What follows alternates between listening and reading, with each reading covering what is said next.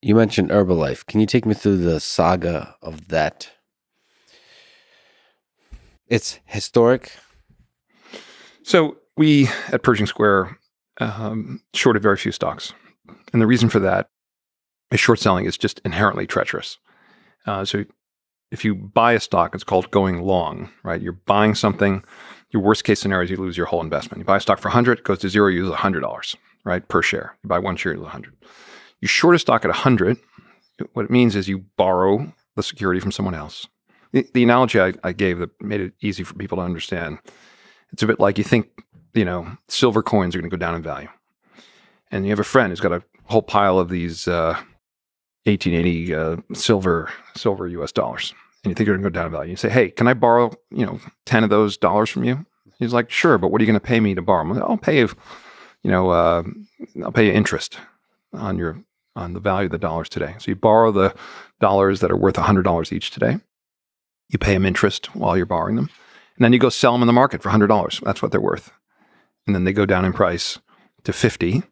You go back in, you buy the silver dollars back at $50, and you give them back to your friend. Your friend is fine. You borrowed 10, you gave him the 10 back, and he got interest in the meantime. He's happy. He made money on his coin collection. You, however, made $50 times the 10 coins. You made $500. That's pretty good.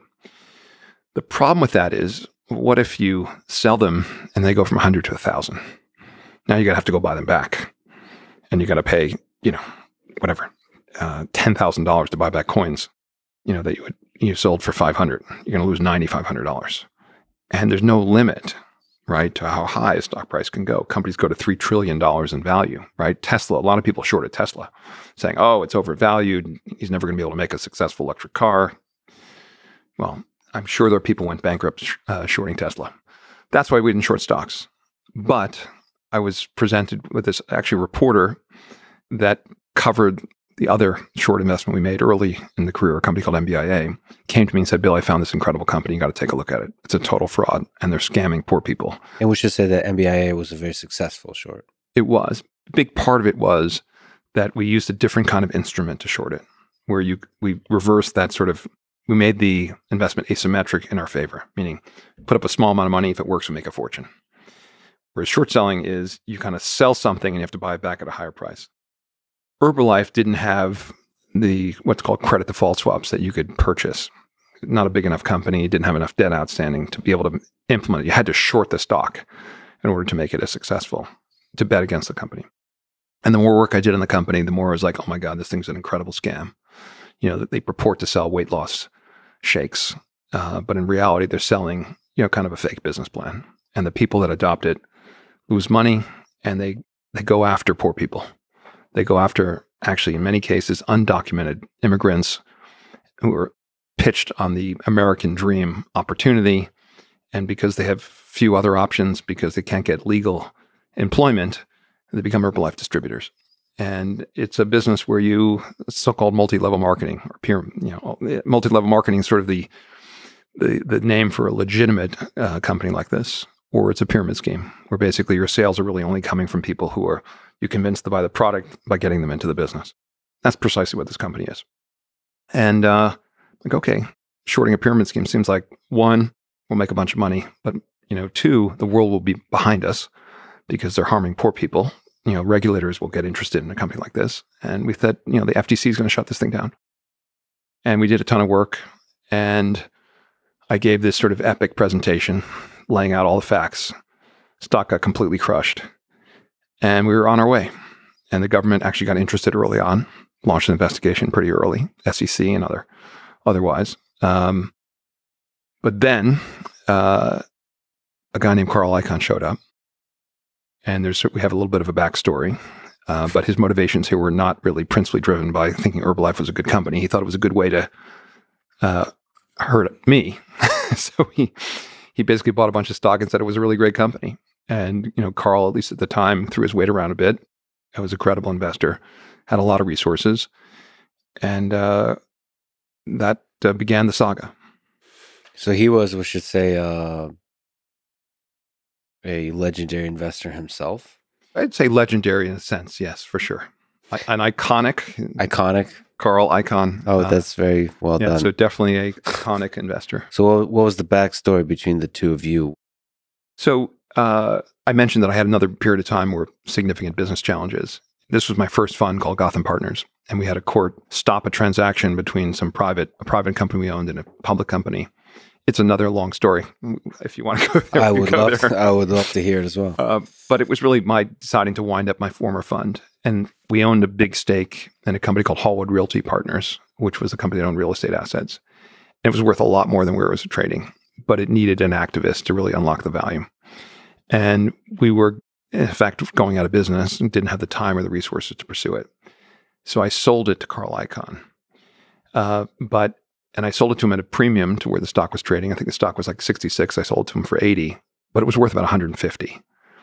And I said, look, and part of the deal was Carl's like, look, I'll give you schmuck insurance. I'll make sure you don't look bad. And I had another deal at a higher price without schmuck insurance, but a deal with Carl at a lower price with schmuck insurance. And the way the schmuck insurance went, he said, look, Bill, if I sell the stock in the next 3 years, for a higher price, I'll give you 50% of my profit. Well, that's a pretty good deal. So we made that deal. And because I was dealing with Carl Icahn, who had a reputation for, being difficult, I was, very focused on the agreement. And we didn't want him to be able to be cute. So the agreement said, if he sells or otherwise transfers his shares. And we came up with a definition to include every version of sale, okay? Because, it's Carl. He then buys the stake and then makes a bid for the company. And, plan is for him to get the company. And he bids like 120 a share. And the company hires Morgan Stanley to sell itself. And he raises his bid to 125 and then 130. And eventually gets sold, I don't remember the exact price, let's say $145 a share. And Carl's not the winning bidder. And he sells his stock, or he loses or transfers his shares for $145 a share. So he owes actually our investors the difference between 145 and 80 times 50%. And I had lawyers never like you to put like a arithmetic example. I put like a formula, like out of a math book in the document so there can be no confusion. It was only an 8-page, really simple agreement. So the deal closes and he's supposed to pay us in 2 business days or 3 business days. I wait a few business days. No money comes in. I call Carl. I'm like, Carl, congratulations on the Hallwood Realty. Thanks, Bill. I said, Carl, just want to remind you, I know it's been a few years, but we have this agreement. Remember the schmuck insurance? It's like, yeah. I said, well, you owe us our schmuck insurance. He said, what do you mean? I didn't sell my shares. I said, do you still have the shares? He says, no. I said, well, what happened to them? Well, the company did a merger for cash and they took away my shares, but I didn't sell them. You understand what happened? So I said, Carl, I'm going to have to sue you. I said, sue me. I'm going to sue you. He says. So I sued him. And the legal system in America can take some time. And what he would do is we sued and then we won in the whatever New York Supreme Court. And then he appealed. And you can appeal like 6 months after the case. We waited to the 179th day and then he would appeal. And then we fought it at the next level. And then he would appeal. And he appealed all the way to the Supreme Court. Of course, the Supreme Court wouldn't take the case. It took years. Now, we had, as part of our agreement, we got 9% interest on the money that he owed us. So I viewed it as my Carl Icahn money market account with a much higher interest rate. And eventually, I won. What was the amount? Just tiny. Now, it was material to my investors. So my first fund, I wound it down, but I wanted to maximize everything for my investors, right? These are the people who backed me at 26 years old. I was right out of business school. I had no experience. And they supported me. So I'm going to go to the end of the earth for them. And $4.5 million relative to our fund at the end was maybe $400 million. So it wasn't a huge number, but it was a big percentage of what was left after I sold all our liquid securities. So I was fighting for it. So we got $4.5 million plus interest for 8 years or something. That's how long the litigation took. So we got about double. So he owed me $9 million, which to Carl Icahn, who had probably a $20 billion net worth at the time, this was nothing. But to me, it was like, okay, this is my investor's money. I'm going to get it back. And so, eventually we won. Eventually he paid. And then he called me He said, Bill, congratulations. Now we can be friends. And we can do some investing together. I'm like, Carl, fuck you. You actually said fuck you? Yes. And I'm not that kind of person generally, but, he made 8 years to pay me, not me, even me, my investors' money they owed. And so So he probably didn't like that. So he kind of hung around in the weeds, waiting for an opportunity. And then from there, I started Pershing. We had a kind of straight line up. We were up the first 12 years, we could do nothing wrong. Then Valiant, Herbalife, right? He sees an opportunity and he buys the stock. And he figures he's going to run me off the road. And so that was the beginning of that.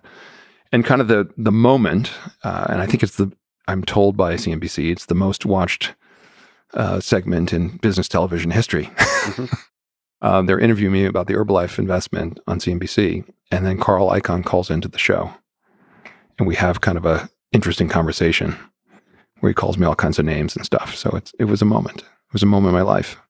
It wasn't public information that he was long on Herbalife? He didn't yet disclose he had a stake. Yeah.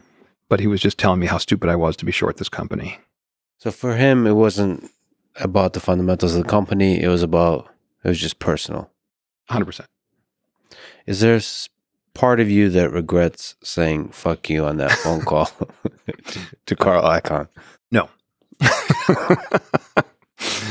I generally have no regrets because I'm very happy with where I am now. Mm-hmm. And I feel like, it's a bit like, you step on the butterfly in the forest and the world changes because, every action has a reaction. If you're happy with who you are, where you are in life, every decision you've made, good or bad, over the course of your life got you to precisely where you are. I wouldn't change anything. You said you lost money on Herbalife. So he did the long-term battle. What he did is he got on the board of the company and used the company's financial resources plus his stake in the business to squeeze us. And a squeeze in short selling is where you restrict the supply of the securities so that there's a scarcity. And then you encourage people to buy the stock and you drive the stock up. And as I explained before, you short those coins at 10, they go to 100. You can lose theoretically an unlimited amount of money. And that's scary. That's why we don't short stocks. That's why I didn't short stocks before this. But this was, unfortunately, I had to have the personal lesson. So how much was for him personal versus part of sort of the game of investing? Well, he thought he could make money doing this. He wouldn't have done it if he did otherwise. He thought his bully pulpit, his ability to create a short squeeze, his control over the company would enable him to achieve this. And he made $1 billion, we lost $1 billion. So you think it was a financial decision, not a personal? It was a personal decision to pursue it, but he was waiting for an opportunity where he could make money at our expense, and it was kind of a brilliant opportunity for him. Now, the irony is, well, first of all, the FTC found a few interesting facts. So one, the government launched an investigation. They ended up settling with the company, and the company paid $220 million in fines. I met a professor from Berkeley a couple of years ago who told me that he had been hired by the government as their expert on Herbalife, and he got access to all their data, was able to prove that they're a pyramid scheme. But the government ultimately settled with Carl because they were afraid they could possibly lose in court. So they settled with him. But if you look at the stock, if we'd been able to stay short the entire time, we would have made a bunch of money because the stock had a $6 billion market cap. When we shorted it today, it's probably $1 billion, $1.5 billion. So you left the short position or whatever that's called. Covered. We closed it out. Yeah. When we sold Valiant, we covered Herbalife. That was the resetting moment for the firm because it would just psychologically, and the beauty of investing is you don't need to make it back the way you lost it, right? You can just take your loss. By the way, losses are valuable and that the government allows you to take a tax loss and that can shelter other gains. And we just refocused. Can you say one thing you really like about Carl Icahn and one thing you really don't like about him? Sure. So he's a very charming guy. So in the midst of all this, at the Hallwood one, he took me out for dinner to his favorite Italian restaurant. Really? Yeah. When we're in the middle of the litigation to see if he could resolve it. And he offered $10 million to my favorite charity. The problem was that it wasn't my money. It was my investors' money. So I couldn't settle with him on that basis. But I had the chance to spend real time with him at dinner. He's funny. He's charismatic. He's got incredible stories. And, actually I made peace with him over time. We had a little hug out on CNBC. Even had him to my house, believe it or not. I hosted something called the Finance Cup, which is a tennis tournament between people in finance in Europe and the US. And we had the event at my house. And one guy thought to invite Carl Icahn. And so we had Carl Icahn there to present awards. And again, I have to say, I kind of like the guy. But I didn't like him much during this. Is there, because at least from the outsider perspective, there's a bit of a personal vengeance here,